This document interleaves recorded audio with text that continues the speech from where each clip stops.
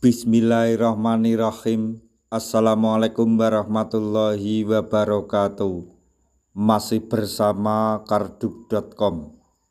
Pada kesempatan kali ini kami akan menyampaikan kabar terbaru terkait dengan nasib tenaga honorer tahun 2024-2025, yaitu realisasi 34 janji Prabowo terkait pendidikan, gaji ASN, dan nasib tenaga honorer bagian 1. Tapi sebelum kami lanjutkan, bagi rekan-rekan yang baru menemukan channel ini, tekan like dan subscribe-nya, dan juga tekan lonceng notifikasinya supaya nanti bisa mengetahui informasi terbaru terkait dengan seleksi P3K dan pengangkatan tenaga honorer menjadi ASN P3K tahun 2024. Sekarang mari kita simak dan cermati pernyataan yang ada di video ini supaya nanti tidak gagal paham. Presiden RI ke-8 Prabowo Subianto bersama Kabinet Merah Putih sudah memulai agenda pemerintahan. Saat kampanye calon presiden dan wakil presiden, Prabowo dan Gibran mengucapkan banyak janji yang menarik dukungan masyarakat. Salah satu janji yang termasuk program prioritas pemerintah Prabowo Gibran adalah penguatan pendidikan. Berikut ini penjelasan 34 janji Prabowo terkait pendidikan. 3 diantaranya menjadi program hasil cepat terbaik dan 1 program prioritas. 1.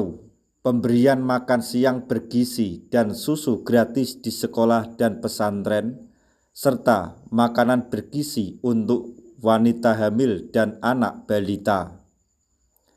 Para siswa yang bersekolah harus tercukupi kebutuhan gizinya agar mampu belajar dengan optimal. Begitupun dengan asupan gizi wanita hamil dan anak balita harus tercukupi agar tumbuh menjadi anak yang cerdas. 2. Membangun sekolah-sekolah unggul di setiap kabupaten, serta memperbaiki sarana dan prasarana sekolah yang perlu direnovasi. Sekolah-sekolah unggul kembali diadakan menjadi pelopor pendidikan. Sekolah-sekolah yang rusak perlu diperbaiki untuk memberikan kenyamanan dan perasaan aman bagi siswa yang bersekolah. Ketersediaan sarana dan prasarana sekolah diselengkapi agar kualitas pendidikan semakin baik. Kemudian yang ketiga yaitu menaikkan gaji ASN, terutama gaji guru, dosen, tenaga kesehatan, TNI, Polri, dan pejabat negara. Kesejahteraan ASN harus diperhatikan, terutama gaji guru, dosen, dan tenaga kesehatan. Saat kesejahteraan guru dan dosen sudah terjamin, maka kualitas dan pelayanan pendidikan akan semakin baik. Begitupun kesejahteraan dokter, perawat, dan tenaga kependidikan atau tenaga kesehatan harus terjamin agar pelayanan kesehatan semakin bagus dan cepat. Sehingga direncanakan alokasi dana APBN untuk bidang pendidikan akan mengalami kenaikan. Kemudian yang keempat yaitu penguatan pendidikan sains dan teknologi serta digitalisasi. Fondasi pendidikan dan sains diintegrasi dengan teknologi dan digitalisasi sesuai dengan kemajuan zaman untuk bisa bersaing dengan dunia usaha sebagai bekal di masa depan. Anak-anak Indonesia harus cerdas dan mampu bersaing agar mampu menjadi orang-orang pilihan. mampu mengkaji masalah dengan tepat dan mencari solusi efektif atas permasalahan. Anak-anak Indonesia harus kreatif dan inovatif untuk menghasilkan karya yang unik. Hal ini membuat Indonesia dikenal dengan karya-karya yang inovatif dan membawa dampak positif bagi bangsa dan dunia. Kemampuan literasi dan numerasi didukung dengan transformasi pendidikan menjadi bekal bagi bangsa menuju Indonesia Emas tahun 2045. Di samping 4 program yang sudah disebutkan di atas, berikut 30 janji yang pernah disampaikan oleh Prabowo saat kampanye Capres dan Cawapres. 1. Meningkatkan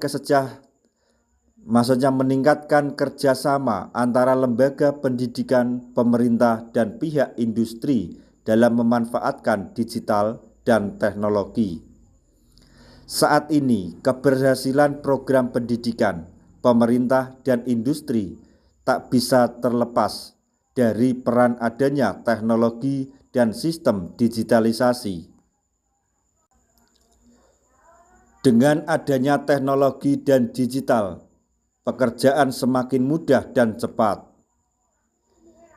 2. Memperluas cakupan alokasi dana abadi untuk program beasiswa dan meningkatkan SDM di bidang pendidikan formal maupun non-formal. Pemerintah akan menjalani kerjasama dengan perusahaan swasta untuk menambah subsidi beasiswa bagi masyarakat Indonesia. Anak petani, tukang becak, buruh, pedagang, dan anak-anak lain di Indonesia harus terjamin pendidikannya sampai jenjang kuliah S1, S2, sampai S3. Hal ini mencerminkan bahwa melanjutkan pendidikan harus bisa diikuti oleh semua kalangan rakyat. Di samping itu, lembaga non-formal pun perlu diberdayakan sehingga kualitas pengajar dan lembaga pendidikan pun harus ditingkatkan dengan berbagai pelatihan dan bimbingan dari pemerintah. 3. Meluncurkan program dana abadi pesantren sebagai implementasi Undang-Undang Nomor 18 Tahun 2019 tentang pesantren. Pesantren-pesantren di Indonesia harus mendapat perhatian dari pemerintah. Anak di Indonesia yang harus lulus dari pesantren tetap bisa melanjutkan kuliah ke dalam negeri maupun luar negeri. Begitupun dalam mencari kerja, lulusan pesantren disediakan formasi khusus untuk menjadi ASN dan pelindung umat. Dalam sidang Kabinet Paripurna, Prabowo menyebut bahwa tujuan pemerintah adalah mencerdaskan kehidupan bangsa dan menggunakan kekuasaan untuk kesejahteraan masyarakat. Seluruh lapisan masyarakat harus mendapatkan pendidikan yang berkualitas dan kesehatan yang memadai.